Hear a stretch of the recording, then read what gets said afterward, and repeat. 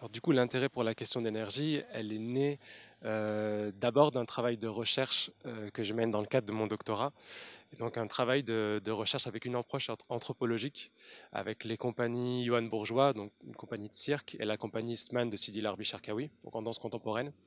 Et au cours de ce travail au cours du travail de terrain en fait avec les différents artistes interprètes, j'ai été confronté pendant les entretiens souvent à l'émergence du terme d'énergie pour désigner une réalité sensible, mais qui était difficile à décrire ou à définir par les interprètes.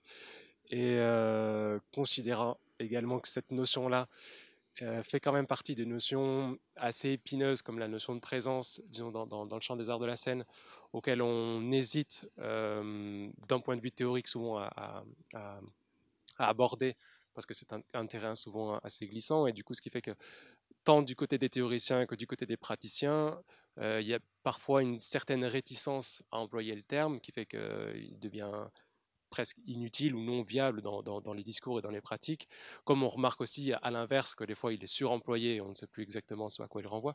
Donc constatant un peu tout ça, euh, donc on a pensé qu'il était intéressant de proposer un protocole qui réunirait à la fois des praticiens et des théoriciens pour nous emparer cette notion, essayer de réfléchir ensemble à ce que seraient ces différentes définitions, ces différentes acceptions et les différents champs du sensible, et les différentes réalités sensibles auxquelles elle peut renvoyer. Et donc pour ça, il était choisi de mobiliser donc une communauté de praticiens, de chercheurs praticiens, et un certain nombre d'artistes, d'intervenants et un anthropologue qui se sont emparés de cette notion-là spécifiquement dans leurs travaux et qui ont assumé le terme. Au niveau de la sélection, du choix des participants, ce qui était important pour nous, c'était d'une part d'avoir des profils assez différents. Des gens qui venaient de disciplines qui pouvaient représenter à la fois le théâtre, mais aussi la danse, même s'il y avait quand même une majorité de, théâtre, de gens de théâtre quand même dans cette assemblée. Mais disons, des parcours différents, des gens qui viennent uniquement de la pratique, enfin, et des gens qui viennent plutôt de la théorie, mais qui ont toujours une pratique, quelle qu'elle soit, régulière, mais pas des gens qui sont pas de purs théoriciens, disons. Donc toujours des profils qui avaient toujours une expérience pratique. Alors, comment s'est déroulé les 5 jours de l'atelier? C'était très simple. On a fait une journée avec Germana Sivera, une deuxième journée avec Alexandre del Perugia, ou del Perugia, et les 3 derniers jours avec Yoshi Oida. Et pendant la journée, c'était au maître de l'atelier d'organiser un peu les activités. Mais les soirs, à partir de entre 20 h et 23 h, on avait 3 heures de travail un peu entre nous. Et c'était plutôt le travail effectivement de réflexion, d'échange et oui, de travail collectif sur la notion de énergie, comment cette notion change avec la pratique qu'on a eue, comment l'expérience, les différentes expériences de chacun peut modifier, enrichir ces débats.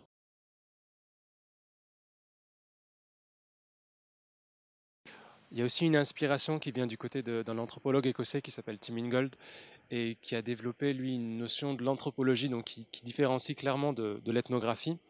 Et dans sa pensée, il propose de dire que l'anthropologie, c'est une démarche souvent spéculative sur les possibilités et conditions de vie d'un organisme dans un environnement. Une définition. Et il a tout un discours où il essaye de rapprocher la recherche anthropologique et un certain nombre de recherches artistiques. Et je pense qu'il y a un peu deux directions assez claires qui se distinguent, deux tendances dans l'évolution de ce projet. C'est à la fois essayer de comprendre la notion d'énergie pour voir comment est-ce qu'elle travaille au sein des arts de la scène, comment est-ce que ces pratiques peuvent être, ces pratiques donc dites énergétiques, peuvent nourrir et influencer la création, et donc comment est-ce que l'étude de ces pratiques et l'étude de cette notion peut nous aider aussi à comprendre les mécanismes de la création. Et il y a une autre piste d'ouverture, donc qui est plus un horizon anthropologique et qui consisterait à se demander quelque part euh, quels sont les rapports au monde et les rapports à la matérialité au monde qui sont développés par ces pratiques-là, au sens où qu'est-ce que c'est qu'un environnement travaillé et tramé par l'énergie, pour Germana Sivera, pour Yoshio Ueda, etc. Comment est-ce que cette notion, elle transforme la texture de notre environnement? Bah, la différence est plus une question d'étiquette parce que dans les buts de l'atelier, c'était pas d'aller vers la création d'un spectacle ou d'une performance ou d'une présentation, mais c'était plutôt question de traverser certaines expériences d'atelier pour réfléchir sur une notion scientifique, que c'est la notion d'énergie. Du coup, je- oui, ça, si on veut, on peut faire ça comme différence, mais la notion de recherche-expérimentation, recherche-création, maintenant, c'est très à la mode, c'est vrai, mais ça a toujours existé. Si on pense à Stanislavski, il était un artiste, il était un chercheur. Après, il n'était pas universitaire, mais il était chercheur. Heureusement, on a énormément de grands chercheurs qui ne sont pas à l'université. Et ben, Gordon Craig était artiste, était acteur, était metteur en scène, et après a dédié une grosse partie de sa vie à la recherche et aux théories, etc. C'est vrai que maintenant, il semble une chose à la mode, mais si on pense aussi toutes les disciplines comme l'anthropologie théâtrale qui a été fondée par Eugenio Barba, qui est un metteur en scène, qui fait encore du spectacle, ou l'ethnocénologie qui met ensemble des chercheurs et des artistes, cette fois-là dans un cadre strictement universitaire, sont des choses qui ont toujours eu lieu. Je pense que en ce moment, c'est l'université, ou le système universitaire qui commence à les reconnaître plus. Et par exemple, là, si je ne me trompe pas, on a commencé à penser des thèses de doctorat qui étaient aussi des créations. C'est le système universitaire qui commence seulement maintenant à reconnaître ce qu'on appelle la recherche-création, mais la recherche-création en soi a toujours existé, heureusement. Après, s'il y a une nouveauté, je trouve que oui, il existe une nouveauté dans euh, l'appréciation du point de vue personnel, du coup, du point de vue en première personne, comme données scientifiques.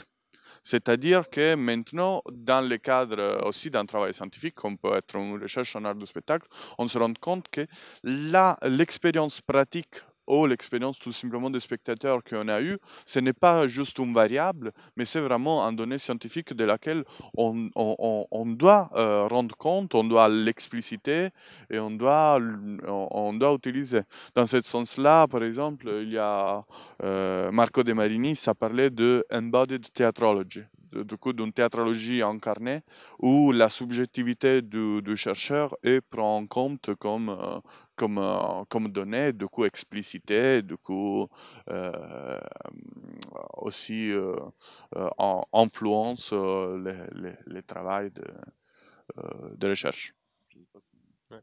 J'ajusterais juste peut-être, effectivement, si on veut revenir sur la distinction recherche-création, recherche-expérimentation, je pense que comme l'a dit Gabriele, il y a bien sûr dans cette idée de recherche-expérimentation, l'idée de dégager l'horizon de création, donc qui peut être présent pour les gens qui participent, bien sûr, au sens où il y a certainement des artistes qui étaient présents avec nous à l'atelier et qui derrière se demandent comment s'emparer des outils qui ont été travaillés et des pensées qui ont été travaillées pour les réinjecter dans leur processus de création. Mais ce n'est pas du tout la finalité même de l'atelier en lui-même. Et je pense que dans le terme recherche-expérimentation, on a peut-être plus effectivement cette espèce d'horizon anthropologique dont on parlait, qui est cette espèce d'ouverture sur partir des pratiques des arts de la scène, mais pour aller pas forcément dans les arts de la scène, pour aller sans doute ailleurs. Et donc cette ouverture-là, je pense, enfin, en tout cas, C'est une des raisons pour lesquelles on a choisi le terme de recherche-expérimentation plutôt que le terme de recherche-création.